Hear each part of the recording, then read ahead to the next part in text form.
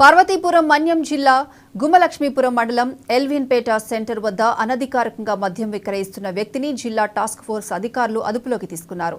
ఎల్విన్పేటకు చెందిన కిరాణా దుకాణంలో మద్యం విక్రయిస్తున్నారన్న సమాచారం మేరకు దాడులు చేపట్టామని, ఈ దాడుల్లో 68 మద్యం సీసాలను స్వాధీనం చేసుకున్నట్లు జిల్లా టాస్క్ ఫోర్స్ సిఐ సింహాద్రి తెలిపారు. వాటి విలువ సుమారు 13,170 రూపాయలు ఉంటుందన్నారు. మద్యం విక్రయిస్తున్న వ్యక్తిని అదుపులోకి తీసుకుని రిమాండ్కు తరలిస్తున్నామని తెలిపారు సిఐ సింహాద్రి.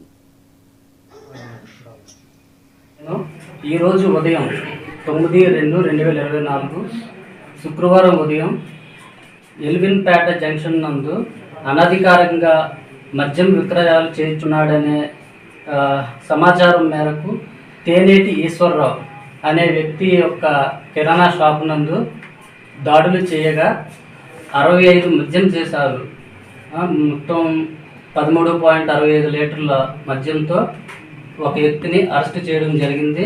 దాని విలువ సుమారు 13,150 రూపాయలు. దీన్ని ఫర్దర్ ఇన్వెస్టిగేషన్ నిమిత్తం ఎస్సీబీ స్టేషన్ కురుపం నందుకు హ్యాండ్ ఓవర్ చేయడం జరుగుతుంది.